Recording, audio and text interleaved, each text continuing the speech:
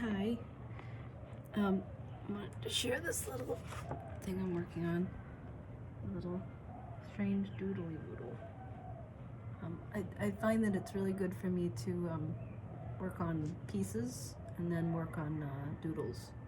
So this is all just totally imaginative stuff. And it ends up looking really cool, and I don't know what it's going to end up being. It's really nice for me to do. As I've shared before, I'm trying to. I think I have like. I'm not sure. I think I have like 81 pieces of art, and I'm wanting to make 100 pieces, and it's really hard because each piece takes a couple weeks to do. So it could take me another year to finish this book, but whatever. So someone mentioned that they were interested in hearing part 2 of our travel story. It's basically part 2 of like a million. I'm trying to squish it all into just, shorter. But after we left, let's see, it was in 2000, it was beginning of 2010. We had started off in Amsterdam, then to Paris, where we were trapped overnight, then to Barcelona, where we thought we were going to be able to play, and we weren't. It was very hard, but we met an amazing man named Vicente. He was just a beautiful soul, and knew Thoth years ago. We were actually walking through an alleyway where we had played at a shoe store, and some people, Spanish people had heard us from their window, and they came down and they said, "Can we give you a tour of all the like busking spots in Barcelona?" Which turned out not to be the case because you can't really busk in Barcelona anymore. But we were wandering past a street performer, and he turned his head and he said, "Thoth." He saw him, and it was Vicente. It was Thoth's old friend that he'd seen years ago when he was there busking, back when busking was legal in Barcelona. So we ended up being able to stay with Vicente for like 2 months or something. We had our violin stolen. Everything went wrong. We didn't have any money to survive. Remember, we would eat shawarmas, and I'd go downstairs and get a baguette and some ham and cheese, and that would be our food for the day. And we'd get like a shawarma or something and some fries for dinner. It was just, we would really starve, and Thoth was really suicidal. I remember we'd wander around the kind of labyrinthian streets in Barcelona, and he would tell me he wasn't going to eat, and I would say, "Well, I won't eat either until you eat." And we went to this Irish pub a lot that we really liked for fish and chips, and they had really good internet because Vicente didn't have internet, and we would have to take we'd have to take baths where we filled up a bucket with hot water and then put it in the tub and would pour it over our heads because Vicente had no hot water. It was a time. We slept in the living room, and he had a back bedroom at the time. Later, many years later, we went to see him again, and he had to like get that part of his house cut off from him because he couldn't afford the rent anymore. And he then had this really small room. At the time, he had a big front bedroom where an old friend of Thoth's had lived, and Thoth actually made this amazing. What was it called? The Mapa de Vida. He went through this whole process. I think it was actually on the wall, and he copied it and made it. It was an amazing time. I think it was a very healing time for him. But after that, we fled Barcelona because we couldn't survive there anymore. It was very different 15 years ago. It was much less touristy and much less chaotic, much less expensive. It was actually affordable. We had an amazing New Year's Eve, wandering around. Everybody was screaming and drinking, and it was amazing. But we went to, where did we go? We ended up I think we went to Greece because we still had these 3-month tickets in which we could get around, and we did like a 4-day trek to Athens on the trains, and stayed overnight in a border town, which was really weird, in Greece, and took the ferry where everybody was vomiting. Spent a week in Athens. It was a very icky time. We played somewhere. We played in the gates of some old ancient building. Couldn't actually get inside, but we played out. And there's a really amazing photograph of us singing there. But I remember everything not being expensive, but at the time, because we had, negative money, we just had no money. Everything felt expensive. And we would get off the train and just kind of wander around with our big heavy suitcases until we found somewhere to stay near the train station. We ended up in Nice, France at one point, and we stayed somewhere near the train station. And I remember we got chicken and a baguette, and we shared it, and found that Thoth really likes dark meat and I like white meat, which is like, we're meant to be together. It was just really funny. We were in this like prison cell of a room in this beautiful Nice, and Nice is just a gorgeous place. And I remember we were sitting in the rain one evening, wishing we could busk, and we couldn't figure out how to do it there. And there were people like sitting across the street from us at a Parisian cafe, and we so wished we could go and like get a pastry or something, and we didn't have any money. So that memory shines out of my mind for some reason. But yeah, we went from Amsterdam to Barcelona, to all the way through southern, the coast of southern France, to Greece, back to Barcelona, and then I think we were like, oh well, we need to get out of, I think because we had like you really technically could only stay in Europe for 3 months, and we would overstay by a year that year, and we did that for many years. Actually, we'd overstay by 7-8 months at a time, and the border guards would just see our passports and laugh. Those were the days.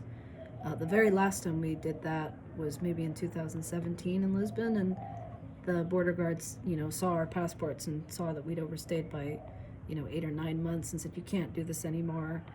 I'm going to let you go with a warning, but if you ever get caught doing this again, you're going to be banned from Europe. And so we've never done that since. But those were the days when you could just go into Europe and not leave, and they didn't care much. So we ended up going to Marrakesh, because I just said, I think when we were in Athens, I was like, let's go to Marrakesh, because I was looking up places to busk or something. Is it raining? And Marrakesh was one of those places. I don't know why. And Thoth was like, okay, and that's the pure and clear example of our relationship, is that Thoth just would do and does whatever I want to do. And I was only 21 then, but I was making a lot of the decisions then too. Or maybe I was 22. Yeah, I celebrated my 22nd birthday in Marrakesh. And we met this amazing lady at this cafe called Chez Bahia. Her name was Madame Bahia. She only spoke Arabic and French, and she didn't speak any English, and Thoth spoke a little bit of French. So he got us through Marrakesh somehow by speaking French. And this woman loved us. We got to sing at her cafe every day, and the foreigners would give us money in which we could pay the little bit, to eat in the markets and stuff. And the men would always bother me because I wasn't married then, and you really kind of need to have a ring on your finger if you're a woman in that part of the world. I got really sick on some orange juice there before some people really wanted to take us out into the desert on camels or something and stay overnight in tents, and we couldn't do it because I got sick. What an experience that would have been.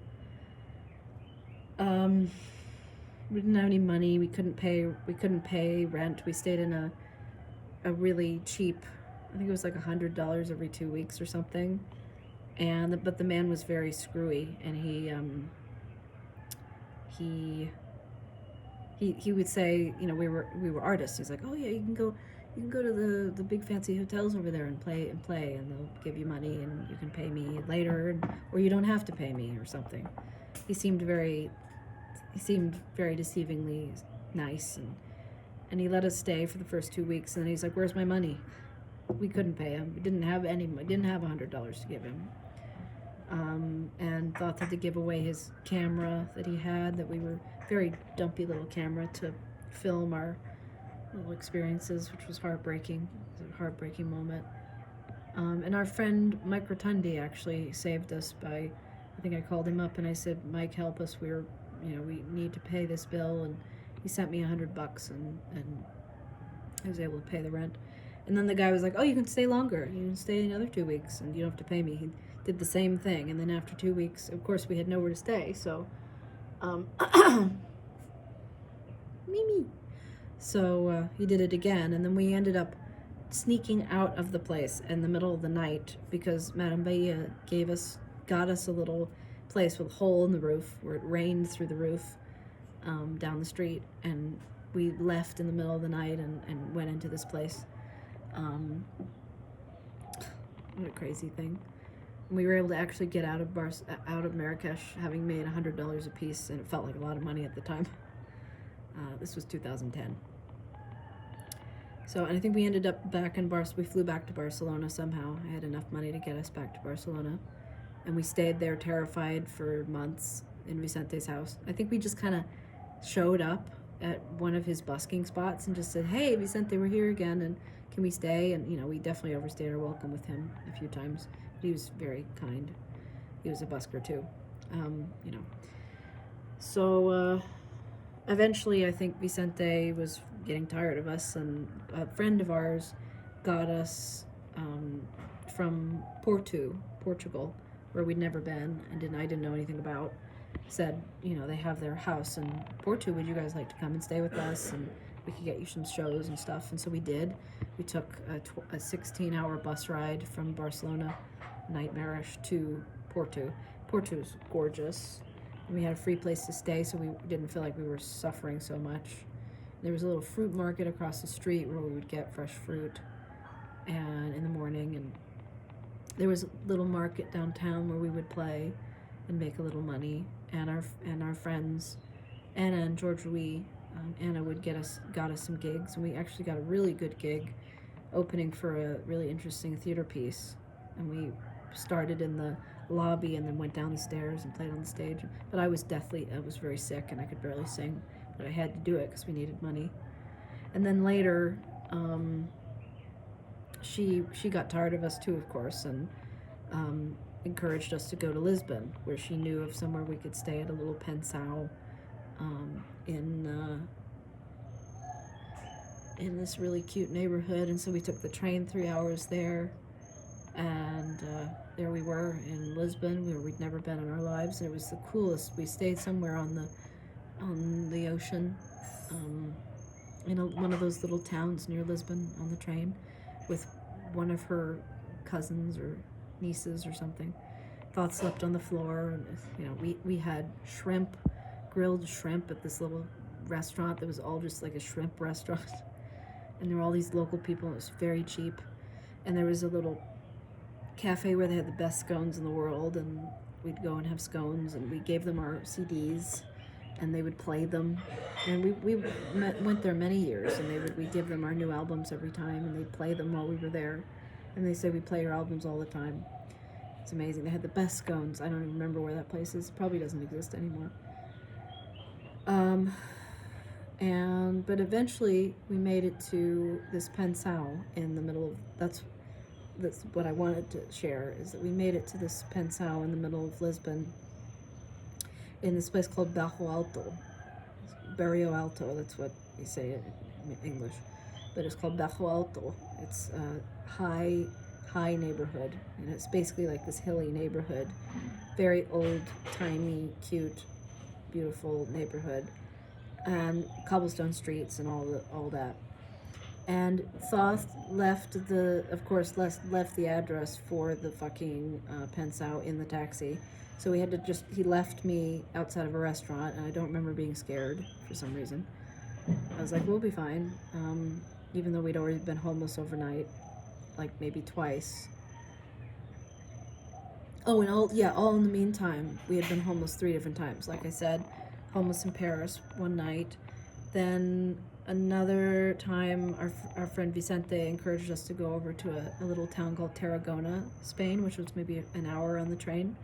And so we took our violins because we couldn't busk in Barcelona, so we took the train over to Tarragona, and we did this epic walkabout through all of Tarragona. And I mean, was it Tarragona? I don't remember. It was a little town outside of Barcelona, and we did this, and it was cold. It was cold. It was still the winter. By the time we got to Lisbon, it was summertime, and I remember actually, Thoth, one day when he'd gone out to busk in the morning in the market, and I came home, and he was there at the top of the stairs, and he was wearing his little skimpy clothes for the first time in 6 or 7 months, and I ran up and like humped him on the couch or something. It was just so glorious to felt like we had survived, a nightmare of a winter. But anyway, and I think it was Tarragona. We ended up getting stuck. Overnight because we missed the train home, and they wouldn't allow us on the final train home because we didn't have the right tickets or something. So we were stuck, and we had no money. We had no way to stay anywhere. So we just walked around the city all night long and went into a little cafe, and we were freezing to death, and it was a nightmare. And there was another time, I can't remember, it was a little town between Spain and France. I actually want to look on my map right now. But we got stuck there too, overnight. Where's my phone? We got stuck overnight there as well. I can't find it. Where we missed. Let's see. We arrived at this little border town between Spain and France, and we had to catch a train, get off the French train and get on the Spanish train. Yeah, I think it's gonna rain. And it was really late. It was like midnight, and we didn't realize at the time that all the trains closed all the train stations closed at midnight. And so again, we were stuck, and I think we were close enough where we could have taken a taxi to Barcelona, but it was 50 euros, and we couldn't pay it, which is ridiculous to think of. And so we were just stuck. We just sat on a bench in the cold, dark. And I remember Thoth being as sarcastic as I've ever seen him, and him saying he wanted to kill himself, and he was kind of planning on going to his mom's house in Barbados and killing himself, and like starving himself to death. And I remember sobbing and being like, well, what about me? And how, what am I gonna do? Anyway, that had been the winter. So we'd experienced 3 times being homeless that winter. Winter, early spring. So by the time we got to Lisbon, I don't know why I wasn't just terrified out of my mind, but I guess it had only been 6 months of living rough like that of my life, not years. So he ended up finding this Pensau. It was called Pensau Atalaya in Lisbon.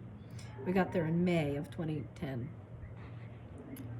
And we stayed there. We got a little room. It was 20 euros a night, which was really cheap. We could afford it, sort of. I don't remember how much money we had left, but we'd really not made any money for 6 or 7 months by then, and so we were really, really in trouble.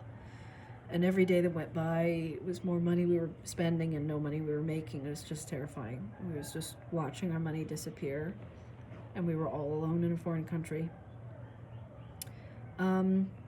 So we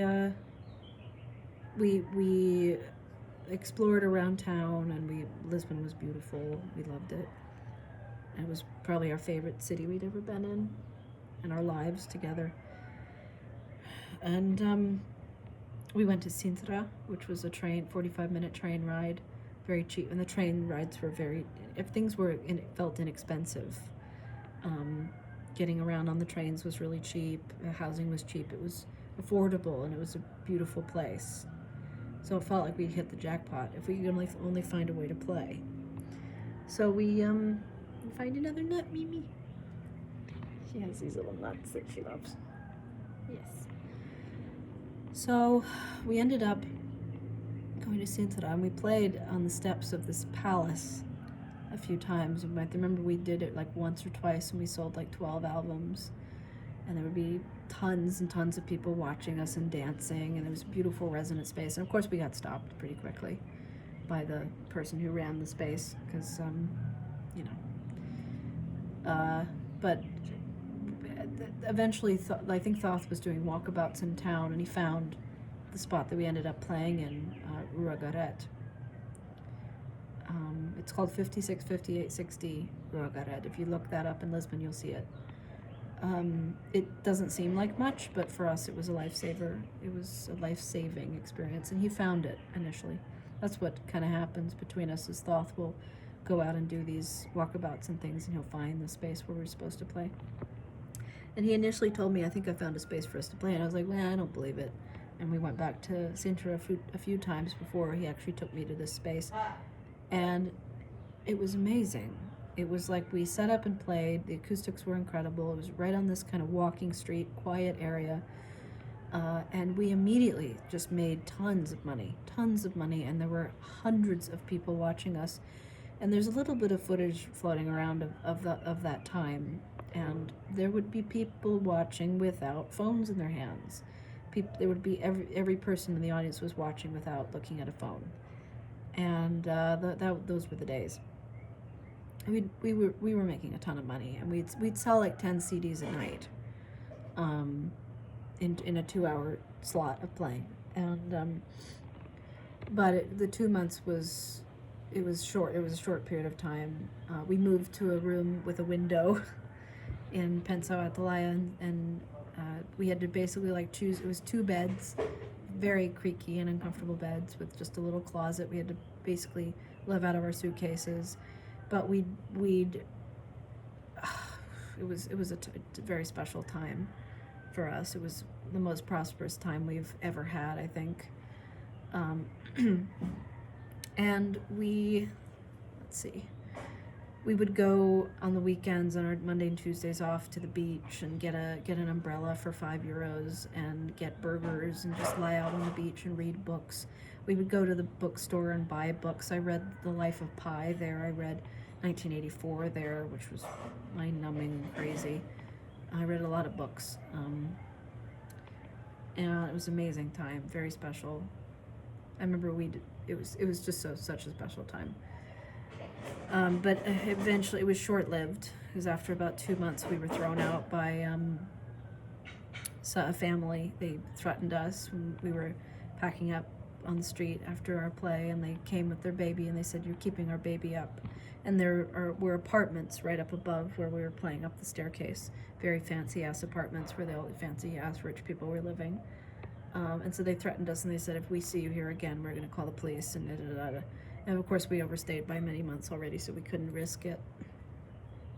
But actually, while we were in Lisbon, we had met a man who ran a really nice hotel in Madeira, Lisbon, which is an island off of Lisbon.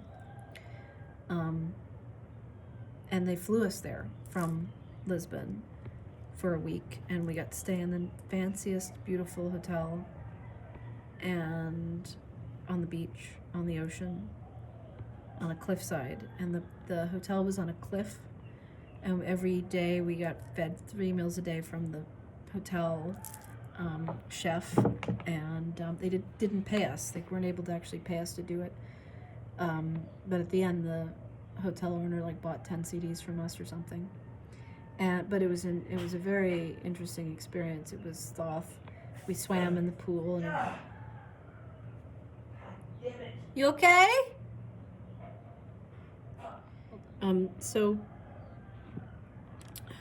so we had this incredible experience, which was, you know, that those were the days when we would get hired and flown somewhere because somebody had seen us busking um, somewhere in Europe. But it was incredible. It was like life changing, so incredible. And I remember over the years, I tried to get in touch with this person again and convince him to bring us back to this island, and he couldn't do it. He wanted to have different musicians and stuff, and it was really hard. Um, it was. It's always that way. It's that we have this incredible experience, and it never happens again, and we never see the people again. But while we were in Madeira, when Thoth was swimming, he didn't put his hands out to be able to feel the wall, and he banged his head really violently. And I remember he came up, like his head was just spewing blood. That's what I remember anyway. And he was lying in my arms, and his head was bleeding. It's like, if I die, you're gonna have to go back to Nashville. That was kind of like our inside joke for many years. But he didn't, and the hotel owner took us to a little hospital and had him get a couple of stitches, and the doctor was really funny and was teasing me and saying, like, this is his brain. As just, you know, and I think the little stitching thing was like $65, and he paid the hotel owner paid for it, which is amazing. So we couldn't go swimming. We were like right on a cliffside, and there was beautiful blue water, and we couldn't swim. And I didn't, for some reason, because I didn't want to, you know, swim without Thoth. And the reason we went there was that we gave a performance, and it was one of the worst performances we've ever had to give. We were on the cliff, facing the sunset, on this wooden stage with no way to hear ourselves. The microphones were not area microphones, so we really were expected to like stand up and sing right into the microphones, and we didn't. For basically half of the show, and I went out into the audience at one point to like hear if anybody could hear us, and I realized that nobody could, and the rest of the show we had to like sing into the microphones, which was horrible because it was just a bad experience. But the food, the whole experience besides that was incredible. And then we had to leave Lisbon, and yeah, being in Lisbon at that time was if we had had money, if we had had anything, we would have bought a home. We would have bought an apartment and lived there. That would have been, we were planning on living in Lisbon. But since then, we went back last May, and it's too expensive. It's now like $1,000 a month is a minimum you have to spend for rent. Whereas before is, you know, $500 a month could get you a nice little place. And it's really touristy and shit now. So it's no longer a place we can be. I don't think. If we wanted to, we could figure it out, but I don't know. But we love Lisbon. We're grateful we got to have that experience. What'll be next? I'm not even remembering what happened after Lisbon. Yeah, but there's another story of like how we ended up being able to get out of Europe and get back to the United States that's pretty miraculous. I'll tell that story next time.